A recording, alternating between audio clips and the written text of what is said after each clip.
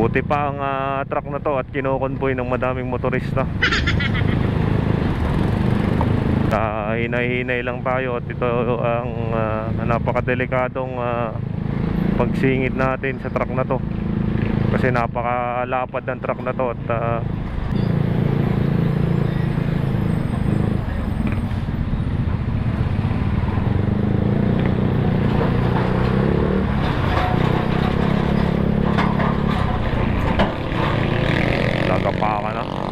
lagapa ka na.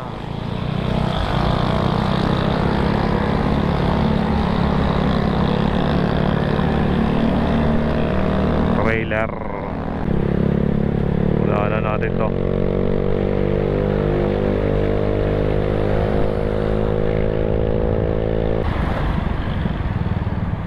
Saka ba kuya?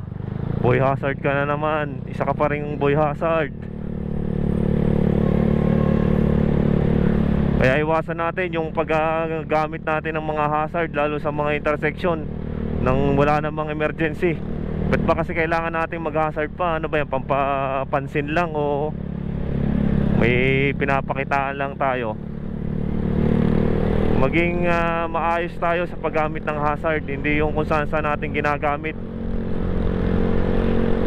Kasi naapektuhan yung mga flasher light natin, yung mga signal light. Hindi malalaman ng kapwa motorista na pakanan o pakaliwa na pala tayo.